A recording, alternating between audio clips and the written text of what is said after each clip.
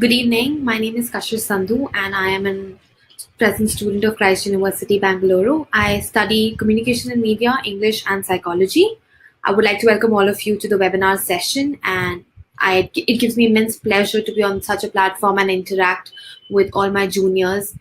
Being an alumnus myself, I understand the importance of connecting with your seniors and understanding how they have reached certain places which you as students want to be, because I have been in that place.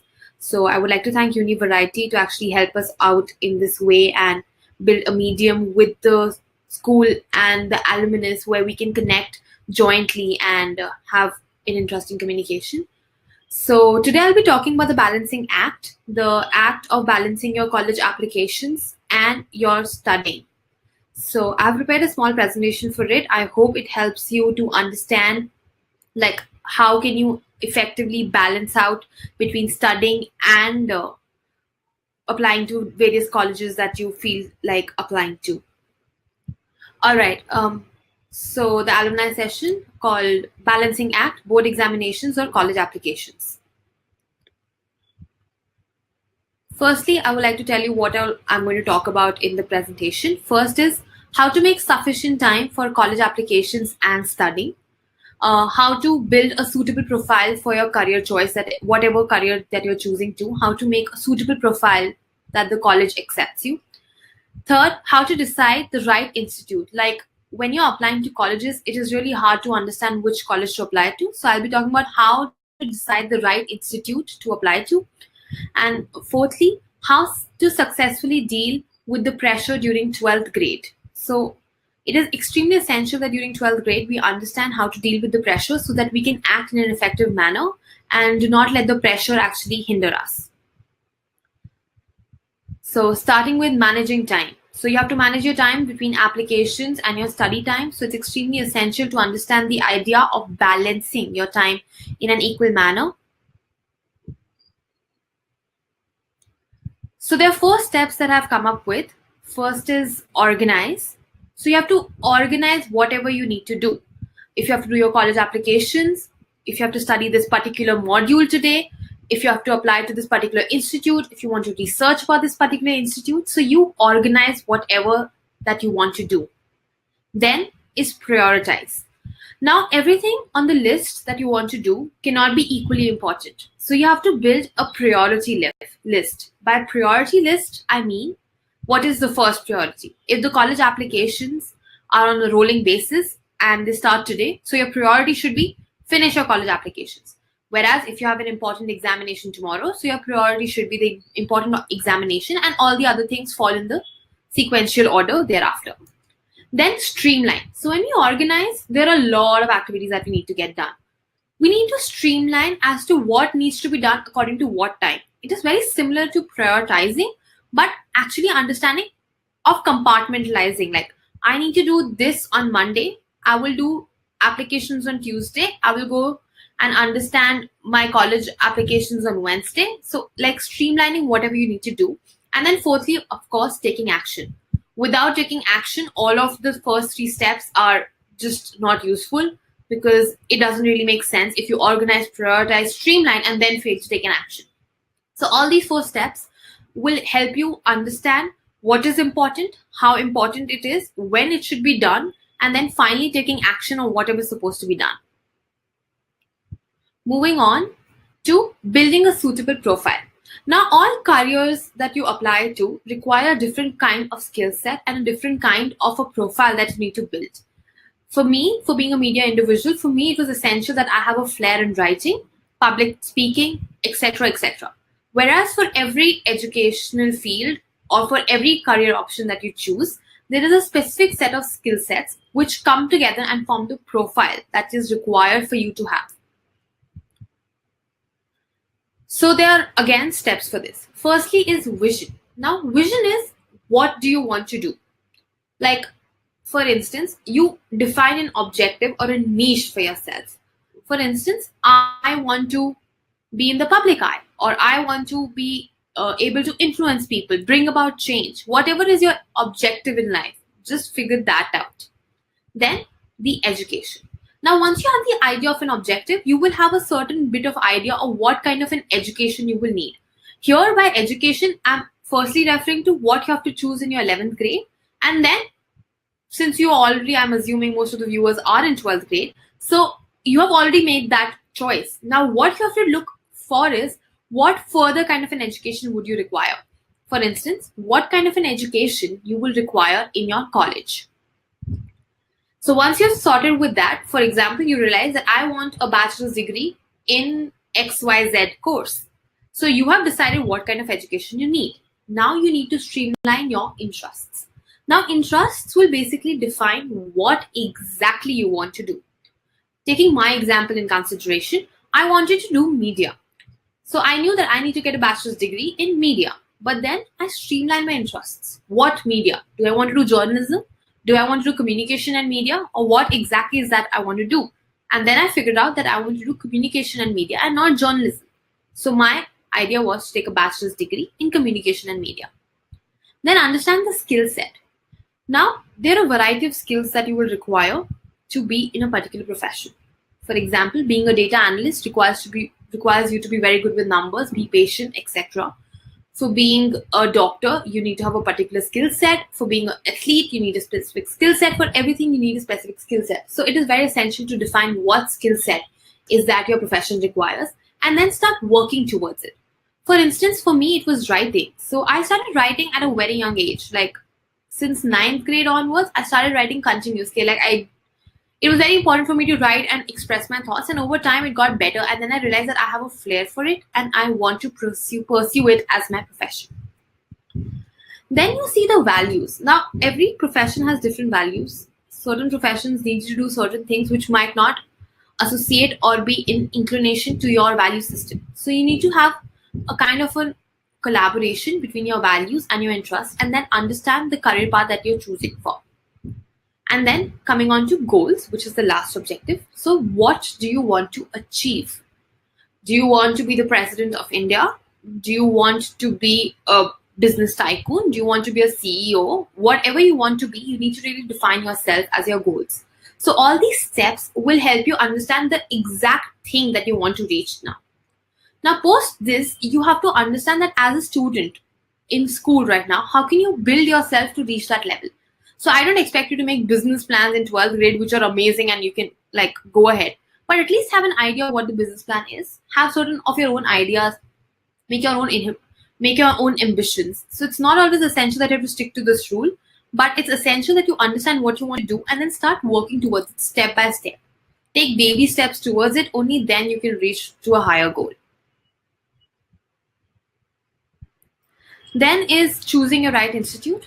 While choosing colleges, there's a lot of dissonance on what to choose, how to choose, etc. So the steps that will help you choose the right college. What do you want to achieve? So first step is to understand what you want to achieve. Do you want to achieve a scholarly kind of an education? Do you want to achieve practical based information? Do you want to have influence? It depends completely on what kind of an institute that you choose for. Secondly, how much effort are you willing to put? Like a lot of institutes do not push you to put a lot of effort. So if you know that you're a little easygoing kind of an individual, don't put yourself in institutes which require you to have immense effort. So just relax on that and then choose an institute accordingly. Then thirdly, what are the constraints that you have? So there are a lot of constraints also that we have. For instance, if your parents are allowing you to go to another city, or if there is a fee bracket that you can pay. So everybody has certain kind of constraints in them. Then understand what your constraints are. Once you decide all these 3 steps, you will be able to choose the right institute accordingly. For this, coping up with 12th grade. Now, 12th grade, I will not sugarcoat it. It is hard. And it is a given fact that you will be pressurized. So when you are given pressure, you should not try to run away from it or just go into the sympathy or a pity mode. You need to empathize with your own self and then work towards it, because you have no other choice at the given point of time. So it is very essential to cope up with 12th grade in an effective manner, to have a broader outlook towards whatever you are doing, and then actually be successful in 12th grade and achieving what you want to achieve in the future. Here again, there are steps. So firstly, you need to keep time for everything. Now, the most issue that we all have while deciding on ways on coping up with stress is that we do not keep time for everything. For instance, I will not keep enough time for me to play or go to the mall or watch a movie. So what happens at the end of it is that I get burnt out and I'm tired. I do not have anything other than studying. And then eventually I will just have a sense of alienation from the course and whatever I'm doing. And then I will not attend to it in a particular manner. Second is it's a marathon, not a sprint. It is a marathon race. You need to build yourself slowly towards it. It is not like a sprint that you have that you can just finish off like in one sprint. So you cannot do that. It's a marathon. You need to start slow. You cannot just start running immediately. It will not lead to nothing but just make you very, very tired. And by the end of it, you will not be able to perform well. Get effective feedback. Now, every time you fail at something, try looking at it as a feedback, because no failure is a failure. It is a feedback for you to do better. You always have time, you always have the capability and the will to do better, and hence you can do it better. So do not let your morals go down. Get effective feedback from yourself, from your teachers, from your parents, whoever are close to you, whoever understand your ambitions and the phase of life that you are in. Get feedback from them and then review your own progress. I would recommend you to review your progress like on a weekly basis, because it's really helpful. For instance, you have timed and prioritized like in the first slide that I explained. So now you know that I want to do A, B, C, D work on Monday and the rest on the entire week. So you know what work you need to do for the entire week. At the end of the week on Sunday, you need to sit and analyze your progress. Could you do all the tasks that you assigned yourself? Could you do them successfully? Do you think you did it effectively? Do you think that you're happy with your progress?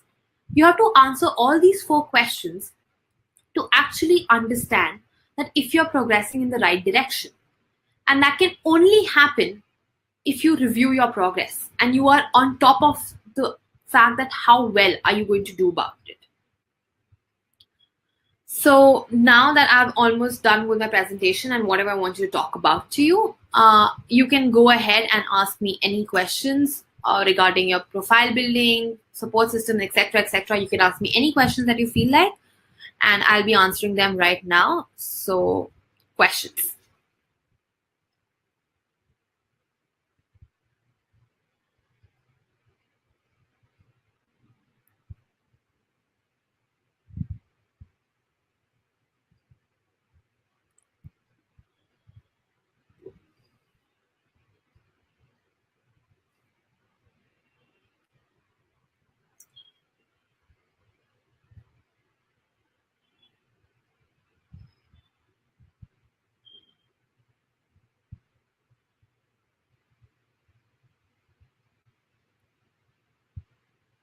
All right, so Mr. Rohan has asked me how to help him with the CV building.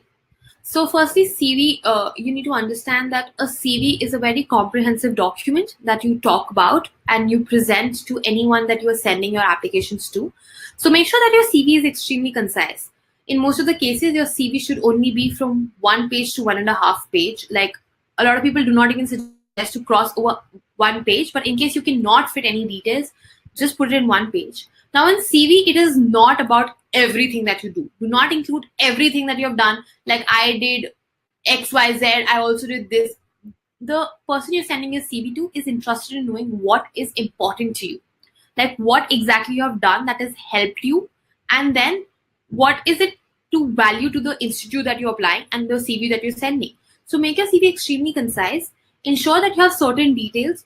Follow a specific pattern. For instance, certain organizations, certain colleges have a particular format prescribed to giving CVs. So just make sure that you include all of that in your CVs. As far as the examples of the activities to include in your CV, you can start with firstly your academic qualifications. Then you can come up with your co-curricular. So co-curricular includes whatever you have done in your curriculum. Co-curricular activities, for instance, if you have represented a research paper or you have done something, for instance, have you gone for a science fest or anything in co-curricular, then you include your extracurriculars, and then you include your volunteer work, for instance, that you worked with an NGO or with Rotary or anything of that sorts. Mariam has asked me how many LORs should we have in hand at the point of time when we are not even sure of the college we'll go to. So, letter of recommendations, as far as I'm aware, in most of the Indian universities, you're not really required to submit a letter of recommendation. However, most of the universities, if they ask for a letter of recommendation, there'll be two or maximum of three.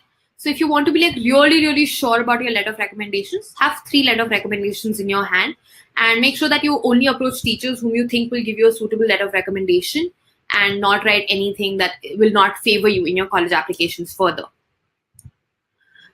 Satish has asked me what are the different kinds of extracurricular activities we need to pursue to get into international colleges? How can we make our profiles different from the others? It's a very pertinent question that a lot of people ask me as well. So for international colleges, your extracurricular activities are nothing like out of the box. It should be basically your volunteer work is one thing that I've seen and also experienced work as a very good extra point in your CV. So work towards volunteer work, help the society. They want to know how well have you helped your country, and they will actually understand that how well you will be able to help their country further on. So do that, and post which you can include activities which are of extreme significance to your course that you're applying to. For instance, for my media course, activities of significance was debating, writing, elocution competitions, etc. So I wrote those. And to make your CV different from make your application different from the others, think of something that sets you apart. Like one thing that is so different in you that nobody else has. So you need to think over it and build it over time. Probably start with an anecdote which makes and sets you apart.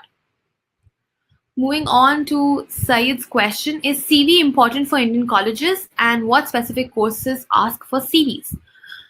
Well, to answer that, specific colleges have different criteria for CVs. While I was applying for my Indian colleges for my undergraduate course, I did submit my CVs in certain places. For instance, in Christ University, I did submit my CV, and so did I do for Symbiosis. So certain colleges ask for your CVs.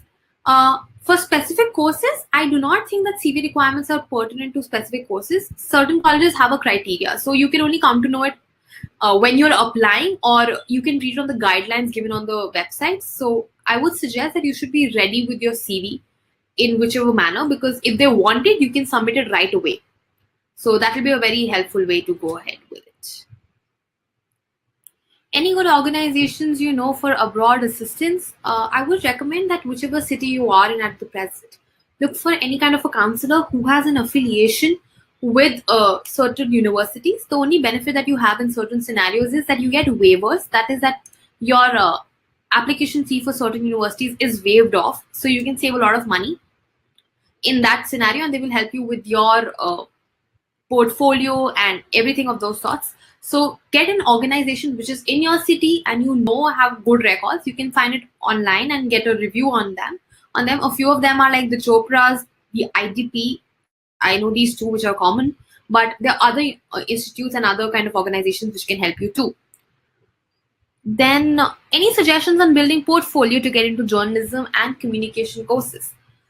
So for journalism courses in particular, try approaching any of your local newspapers. That's what I did when I was in 12th grade. So I approached a few local newspapers which were there and asked them if they needed a student perspective or they wanted me to write any kind of an article for them, which can help me add it to my CV.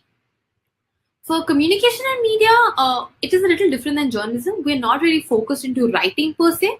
So you can think of something like maybe shooting a short video, putting it on a YouTube channel. Be creative with whatever you're doing. So maybe start a YouTube channel. There are enormous amount of platforms that you have. So do that, and to get links in communication and media,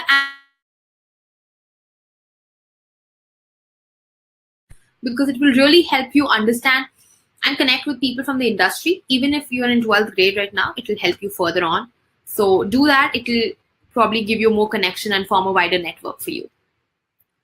Mariam has asked me how many documents in total are required to maintain before going to college, Indian colleges.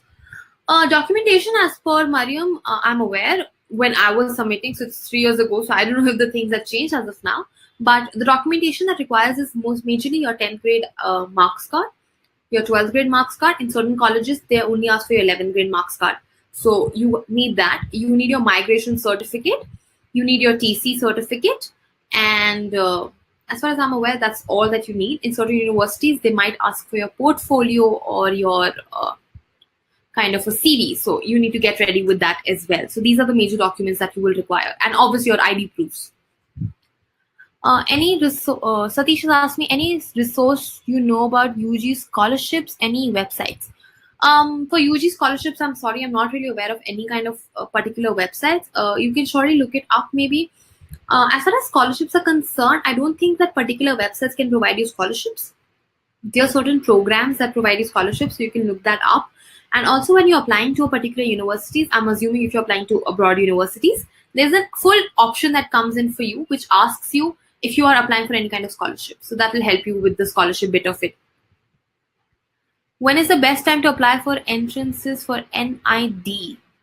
Okay, so for entrances, I firmly believe that you should start applying for your entrances as soon as your college applications start, because it just gives you a heads-on start. Because most of the colleges sometimes who do not have written examinations have rolling admissions, so it gives you a better chance of getting into this. National Institute of Design, I'm not particularly sure what is the exact time of your applications, but I suggest that you should start as soon as possible. Like if the applications are releasing today, then try filling it in within the week, so that you are done with the process and you are mentally free, and then you can focus on whatever you want. And especially if you're in 12th grade, I suggest that if you can finish your applications as soon as possible before your boards, so that you can be totally relaxed and tension free while your boards are happening. So that is one thing for that. So thank you all for being there for the webinar. I hope I was able to help you all in a very productive manner, because I did try to make a presentation which will relate to you as students of 12th grade. And I understand the importance of connecting to alumni, because I have been there, and I used to always think that what exactly is the alumni doing that has made them go to this college or that college. So I hope that I've been able to connect to you. For any further queries, you can connect through Univariety, and for Satyasai students, you can also connect with me through the Univariety. I would like to thank them for understanding the importance of alumni and current student interaction, and then giving me this opportunity to actually have an interaction session with you. I had a great time, and I hope I was able to help you all of it. Thank you so much.